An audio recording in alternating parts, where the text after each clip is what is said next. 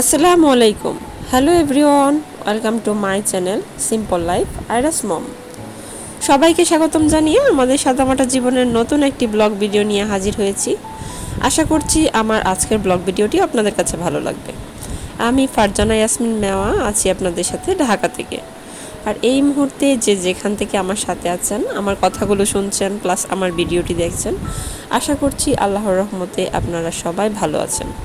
আপনাদের দোয়ায় আল্লাহর রহমতে আলহামদুলিল্লাহ আমিও আমার পরিবারের সাথে বেশ ভালো আছি।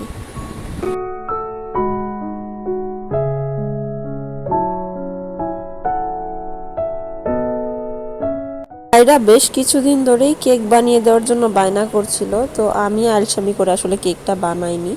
2 দিন প্যানকেক বানিয়ে দিয়েছি, কিন্তু প্যানকেকে কি আর কেকের স্বাদ মেটে? আজকে বিকেলবেলা এমনভাবে ধরেছে যে মা আমাকে আজকে কেক বানিয়ে দিতেই হবে। তো কি আর করার, আজকে আর রেস্ট নেওয়া হলো না, উঠে কেক বানানোর প্রিপারেশন নিলাম। তো ভাবলাম যে একটা কলার পিঠাও বানিয়ে নিই। এই কলার পিঠাটা আমার খুব বেশি পছন্দ। গ্রামে থাকলে মাঝে মধ্যে আমার আম্মা এটাকে বানিয়ে খাওয়াতো আমাকে। এই পিঠাটাকে আমাদের আঞ্চলিক ভাষায় ধামা পিঠা বলা হয়। আর এটা মূলত কলা দিয়েই বানানো হয়। কলা, চালের গুঁড়া আর বেকিং সোডা আর সেই সাথে লবণ, চিনি মিলিয়ে বানানো হয়। তো এবার গ্রাম থেকে আসার সময় অনেকগুলো কলা নিয়ে এসেছিলাম, আর সেই কলাগুলো সব একবারে পেকেছিল। সবগুলো খেয়ে উঠতে পারিনি, বেশি পেকে গিয়েছিল, যার ফলে সেগুলো দিয়ে এখন কলা পিঠা বানিয়ে নিয়েছি। আর আয়রার কেকও বানিয়ে নিয়েছি।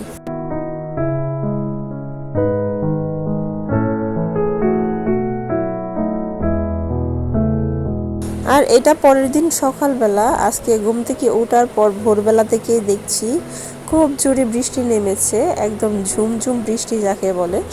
যাই হোক, দেখতে খুব ভালো লাগছিল অবশ্য।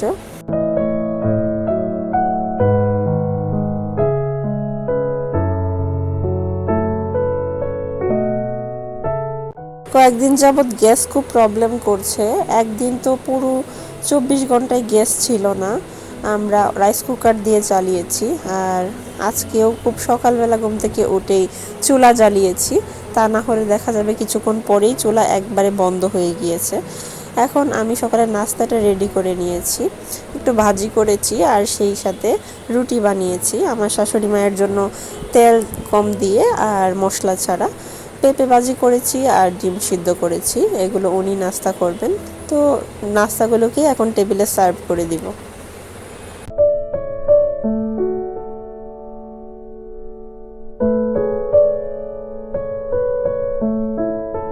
সকালের নাস্তাটা টেবিলে সার্ভ করে দিয়েছি, আর এখন আমি চলে যাচ্ছি রান্নায়।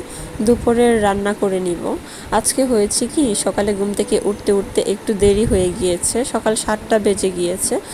তো নাস্তা বানাতে বানাতে আরও কিছুটা সময় লেগে গিয়েছে। আর এখন যদি আমি বেশি কিছু রান্না করতে যাই তাহলে দেখা যাবে গ্যাস চলে যাবে আর চুলাটাই বন্ধ হয়ে যাবে। তাই শর্টকাটে যে রান্নাটা করা যায় সেটাই আজকে করে নিচ্ছি। যেহেতু আজকে বৃষ্টির দিন, খিচুড়ি খেতেই ভালো লাগবে, তাই ঘরে যে সবজিগুলো ছিল সব রকমের সবজি অল্প অল্প করে নিয়ে নিয়েছি, কিছু আলুও নিয়েছি, আর নিয়েছি ভাতের চাল আর ডাল, সব রকমের মশলা দিয়ে দিয়েছি। আর এখন আমি একটা লেটকা খিচুড়ি যাকে বলা হয় বা পাতলা খিচুড়ি, সেটাই রান্না করে নিচ্ছি। কিছুটা মাংস রান্না করা ছিল, তার থেকেও কিছুটা দিয়ে দিব যাতে করে খেতে টেস্ট হয়। আর এই খিচুড়িটা খেতে সাথে তেমন কিছুই লাগে না।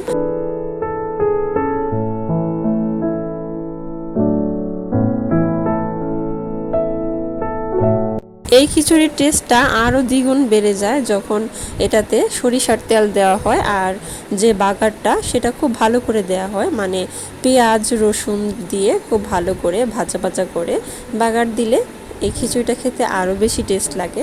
যাই হোক, আমি যেহেতু বয়সটা পরে ওভার করছি, তো এই খিচুড়িটা খাওয়ার পর আমার হাজব্যান্ড এত বেশি খুশি হয়েছিল যে কি বলবো। আর ও আমাকে 100 টাকা বোনাস দিয়েছে, বলেছে যে নাও, তোমার খিচুড়ি খুব বেশি মজা হয়েছে, যার জন্য তোমাকে আমি বকশিস দিলাম। তো আমি খুব হেসেছিলাম, সেই সাথে 100 টাকা পেয়ে খুশিও হয়েছিলাম।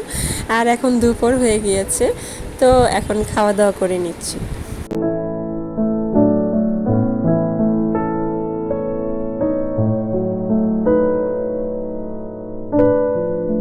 এখন বিকেল 3টা বাজে, আমি খেতে বসেছি। আর ওদিকে আয়রা আর তার দাদা দাদু ওর ফুপ্পির বাসায় বেড়াতে যাচ্ছে, যার ফলে আয়রার বাবা ওদেরকে গাড়িতে উঠিয়ে দিয়ে আসতে গিয়েছে।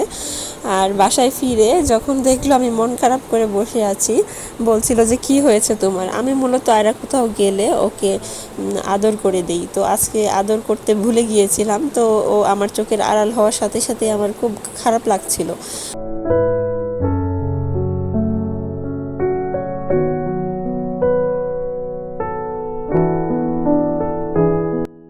আয়রার বাবা আমার মন খারাপ দেখে বলছিল যে আমি ভেবেছিলাম জুতা কিনতে যাব, তো তোমাকে একা একা বাসায় রেখে গেলে দেখা যাবে তুমি মেয়ের জন্য কান্নাকাটি শুরু করে দিয়েছো, চলো যাই, তুমি আমাকে একটা জুতাও পছন্দ করে দাও, আর সেই সাথে আমাদের একটু ঘোরাঘুরিও হলো।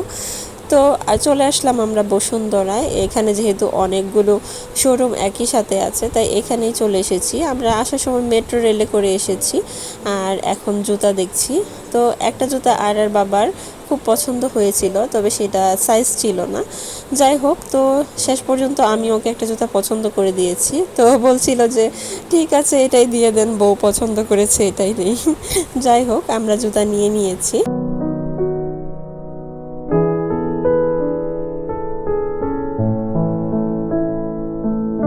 জুতা কেনা শেষ করে আমরা এখন ফুড কোর্টে চলে এসেছি। আর আয়রার বাবা বারবার বলছিল যে কি খাবে, তো আমি যেহেতু কিছু বলছিলাম না, ও চিকেনই নিয়ে চলে এসেছে, যেহেতু চিকেনটা আমার খুব পছন্দ। আর একা একা চিকেন খেতে আমার একটু ভালো লাগছিল না, সত্যি কথা বলতে। মেয়েটার চিকেন এত পছন্দ, এখন ওকে ছাড়া আমি খাচ্ছি, এই জিনিসটা আমার কাছে একদমই ভালো লাগছিল না। তারপর ওর জন্য পার্সেল নিয়ে নিয়েছি, আর আমরাও খেয়ে নিয়েছি। আর এখন আমরা রওনা হয়ে যাব বাসার উদ্দেশ্যে।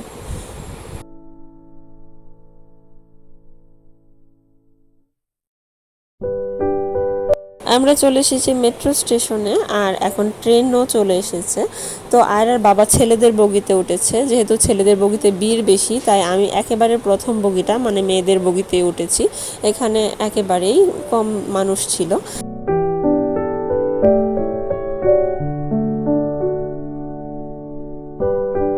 তো এতক্ষণ ধরে যারা যারা কষ্ট করে আমার পুরো ভিডিওটি দেখেছেন, আপনাকে অসংখ্য ধন্যবাদ।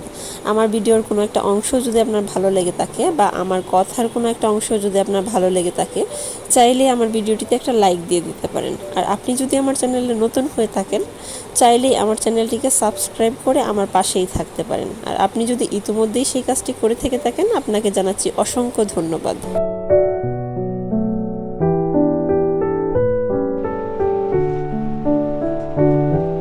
তো আজকে এখান থেকে বিদায় নিয়ে নিচ্ছি। সবাই ভালো থাকবেন, সুস্থ থাকবেন, আমাদের জন্য দোয়া করবেন। আল্লাহ হাফেজ, আসসালামু আলাইকুম।